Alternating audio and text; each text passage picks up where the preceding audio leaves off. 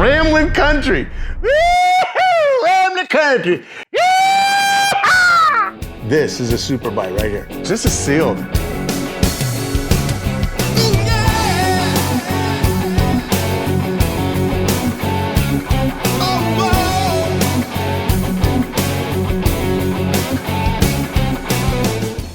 Hey, what's going on? I'm Steve Lane. I'm a vinyl junkie and a rock and roll musician. I do new classic rock, or what I like to call vinyl era rock.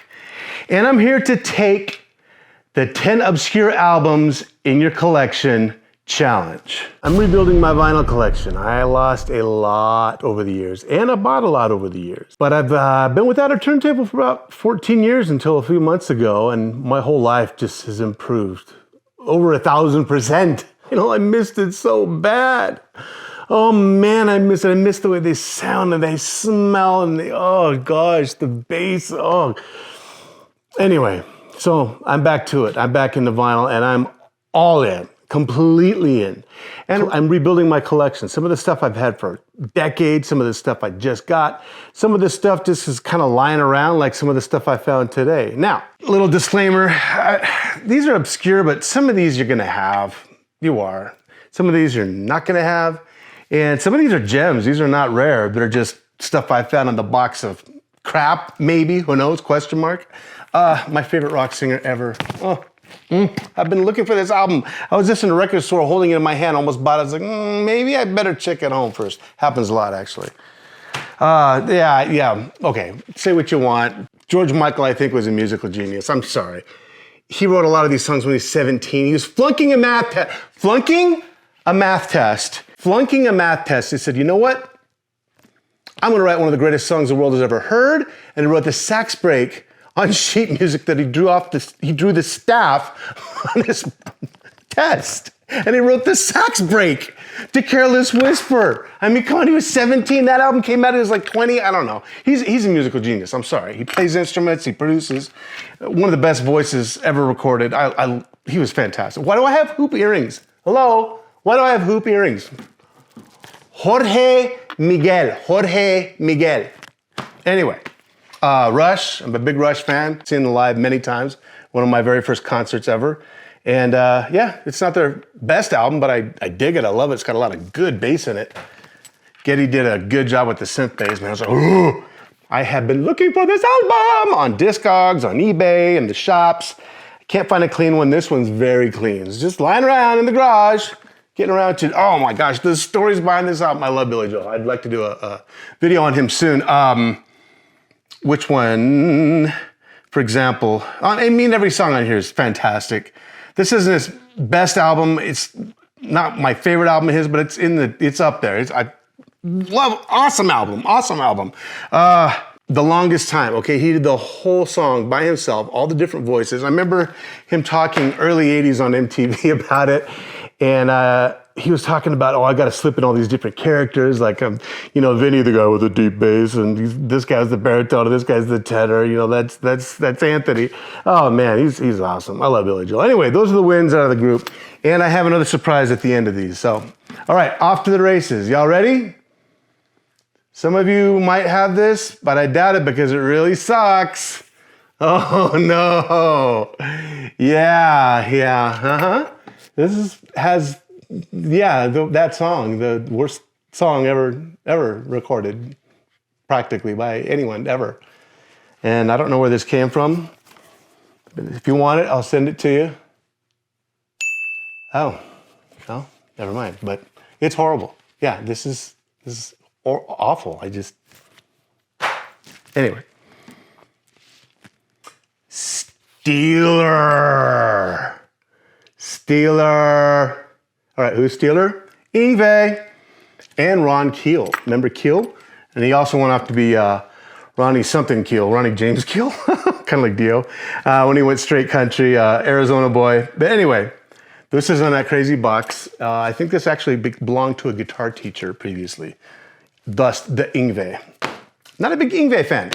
And I have a lot of his albums because Jolene Turner sings for him on This Feels Like Paradise, We'll Be in Heaven Tonight. What was that album? Rising Force Rising. I don't know. I don't listen to it for Yngwie. I can't stand the guy.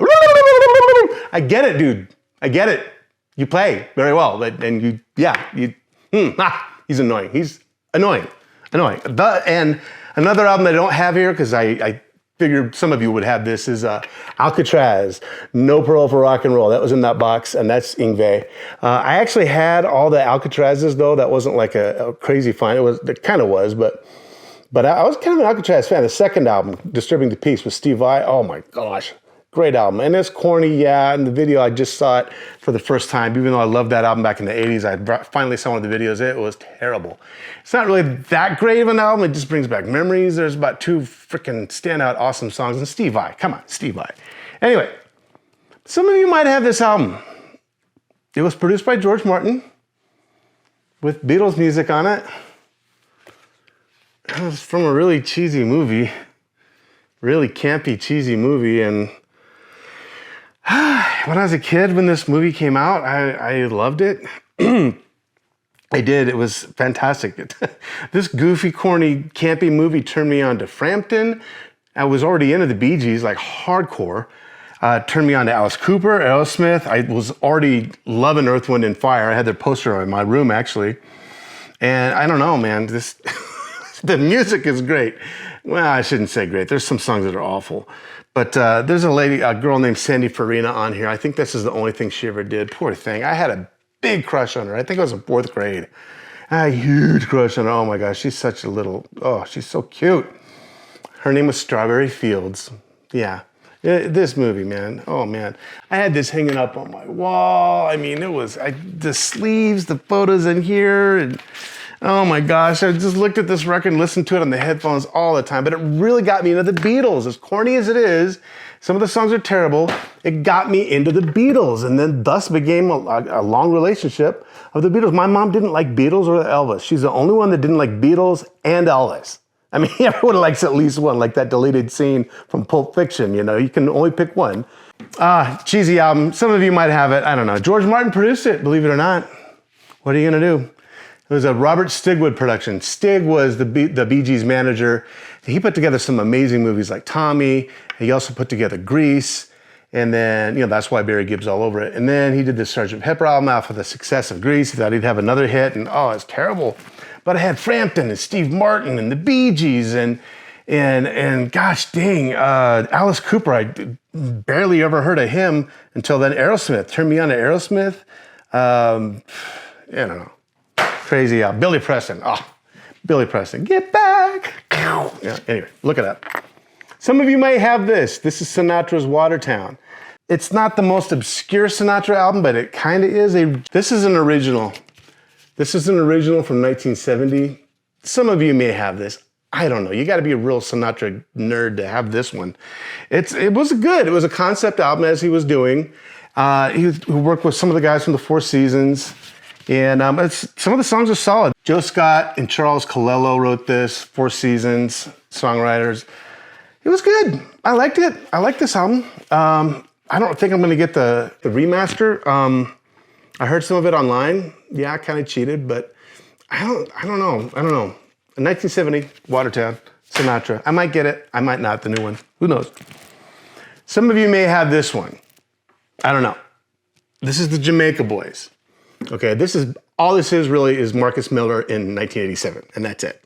If you like Marcus Miller, especially Marcus Miller in the 80s, you either have this or you're gonna like it, one of the two. Anyway, Ted McNabb and Company, big band. I've actually, honestly, never heard of Ted McNabb. Some of the guys on the cover, I recognize 3. Zoot Sims, of course, Milt Hinton on bass, and of course, Doc Severinsen. Yeah, big band. It's all right. Not bad. I feel like big band. It's all right. It's not Stan Kenton. It's good. Not terrible. All right, some of you may have this. If you're a Montrose fan, you're going to have this. I've just heard of them today. Never heard of them before. Not the biggest Montrose guy. I mean, I've got the Hagar album. This isn't bad. It's not bad. It's called Gamma. This is Gamma 3. It's good old 80s rock. And matter of fact, I liked it enough to... No, I did not. I did not give it a nice inner sleeve. But it's good. Synthy, it's like... Night Ranger Light. Some of the breaks remind me of Loverboy, like when they swell with the drums and the toms and then like one instrument. Yeah, it's pretty cool. I like it. It's not phenomenal. I mean, it's got that vibrato synth going on the first song right in the middle. I'm like, oh, gosh, it's a great song until the I'm like, terrible. Anyway, Fireworks. This is a Christian act. I went to a Christian school. I was pretty familiar with a lot of 70s and 80s Christian music. I still am kind of familiar with it. It's not bad. It's actually not too bad. 1976, they're on Myrrh. You know, that's the premier Christian label, especially the 70s. It's up there with some of the big ones. And it's not bad. It's kind of what you'd expect if you're familiar with Christian music from 1976. It's actually from 77, I believe. Yeah, 77, excuse me. It's good. It's not like Second Chapter of Acts or Sweet Comfort Band or, you know, I mean, there's a lot of really good Christian acts. And I've never really heard of them after this. I've never heard of them, period, until now. But it's not bad. Some of the chord arrangements are good. Some of the harmonies are good. They're good singers. It's great. I think it's a family act. Looks like it. However, on the inside is a promotional piece from Myrrh Records from 1977. And Fireworks is on here. Now, oops, I gave it its own sleeve, actually. Where is it? All right, I gave it another sleeve because this one's falling apart. This is so cool. Jesus Music News, special limited edition. So these were all the acts that Myrrh Records were putting together or accumulating or procuring around this time period. Garmo and Key. Hello, if you heard any Christian music from this time period, Jay, my producer, Garmo and Key, hello. Yeah, we have a history with that anyway. Steve Camp is on here. Terry Clark. You know, I haven't really heard of anybody else. The Fireworks, that band is on here. Now, who was just coming out on Myrrh Records in 1977? I'll give you a hint. A lovely, wonderful Amy Grant. Yep. She was 18 years old. Her very first song. I remember that album. I mean, I didn't have it, but I remember listening to it. Oh my gosh. She was such an angel. She still is. She's one of my favorite people in the world. I love her. I've seen her live many times. It's been a while since I've seen her. She was still married to Gary Chapman last time I saw her, actually. I saw her like 4 times. Look at this.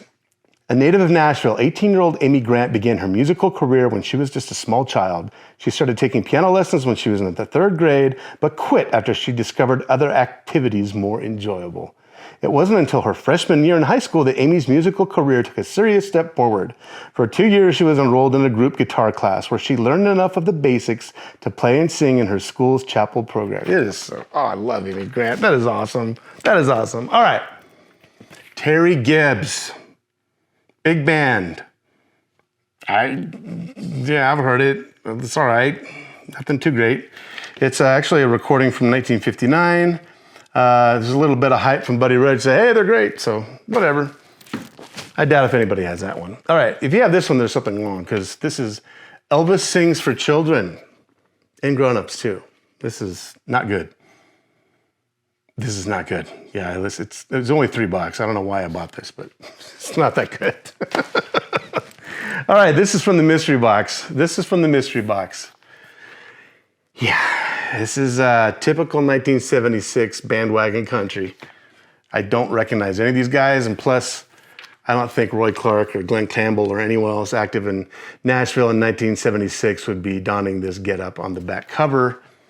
Yeah, this is pretty typical. This is Rod Stigwood. This is Texas Red by Rod Stigwood. This is typical 1976 country. I mean, he's not breaking any rules. His lyrics are cliche. If you have that, great. Ramblin Country. Woo-hoo! Ramblin Country. Yeah! This is awesome. Oh my gosh, this is sealed. This is sealed. Super buy. This is a super buy. This is a super buy right here. Super buy. All right. All right. What do we got? We got Willie. We got Tammy. We got Mo Bandy. We got Charlie Rich. Oh yeah, this is still sealed. Look at this, baby. Woohoo!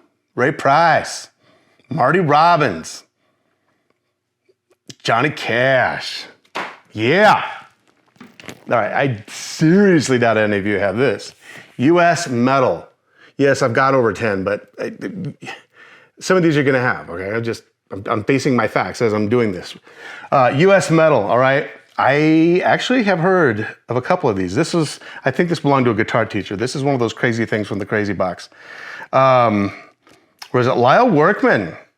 He's on a metal album. I've only known him from his work with Bourgeois Tag and Todd Rundgren, and I don't picture him doing metal, but I heard of him big time. I like him a lot. He's a fantastic guitarist.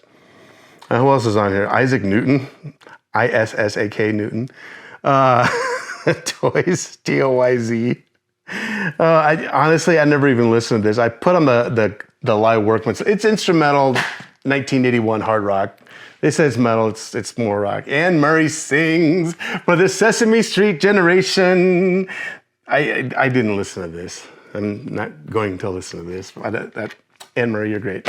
Wonderful person, but no, absolutely not. This is awful. This is just terrible. This is Homer and Jethro. This is really bad. This is bad. Yeah, I don't even want to. Wait, no, it's 16 tons actually.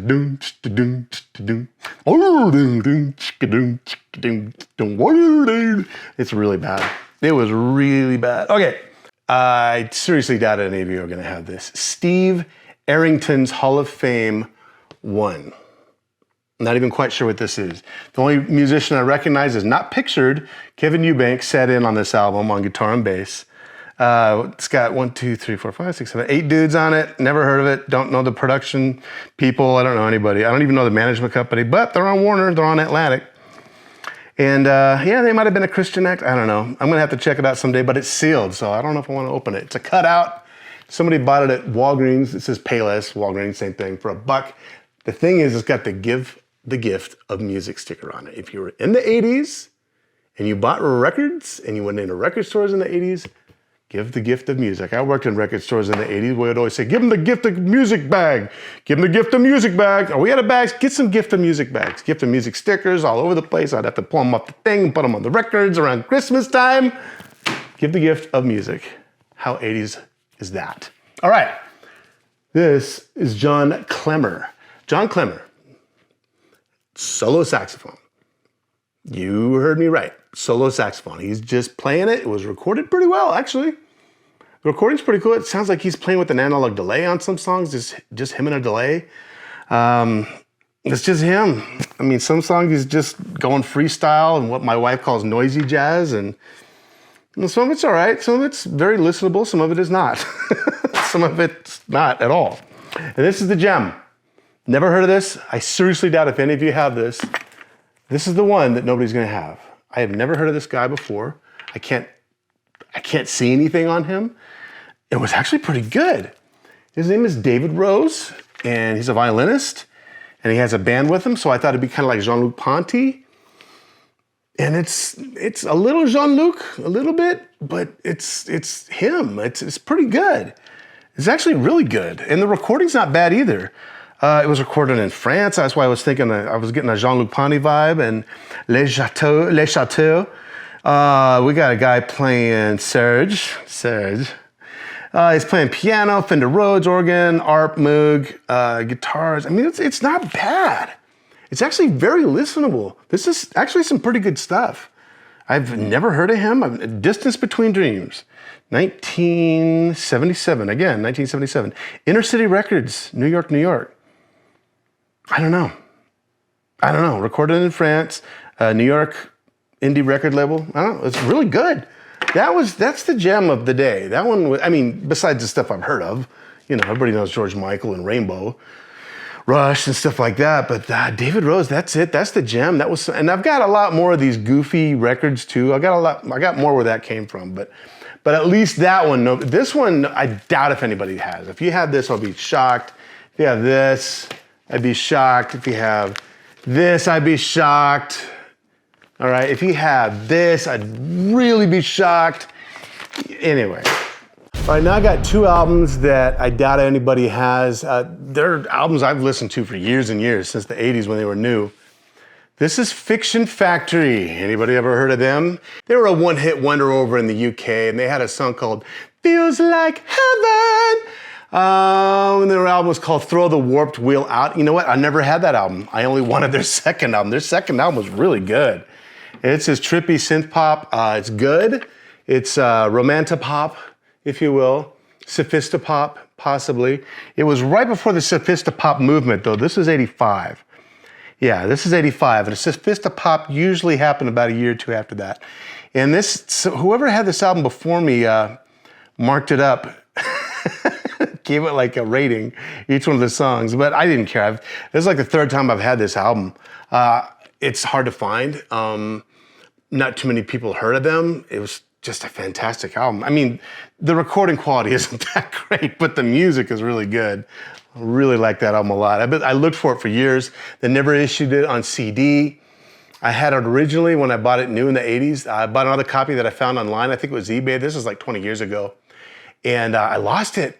I lost it 20 years ago. And then I found it again a little bit more recently, probably about 6 years ago. And I've had the same one ever since. Anyway, Fiction Factory, the album's called Another Story. It's a great album. I like it. You might not like it. I don't know. If you gotta like trippy 80s synth pop. Then Modern English, everybody knows, oh, stop the world, damn out with you. And this album I got pretty cheap, actually. About 6 years ago, yeah, only a couple bucks. Oh my gosh, I love this album. It's called Stop Start. This is, I think, their best album. If all you know from Modern English is their one big hit, and a lot of us do, it's all right. It's all right. They use it in all kinds of stuff, movies, commercials. I was fortunate enough to hang out with Roby, gosh dang, 1990, when my band, Steve Mays, was supposed to open for them, and this other local band, you guys got the opening slot instead of us, but it's all right. We got to kick it with Roby and the band afterwards, and I liked him. I like his songwriting. I'm a big fan. This album is fantastic. I think this is their strongest album. It's really upbeat, real fun, good, straight ahead 80s rock, but it's not too rocky, but it's not too poppy either. It's very British. It's great. Love this album. It's got The Border. Let's get away from law and order. And then what else? Ink and paper. Here it is in black and white. That was great.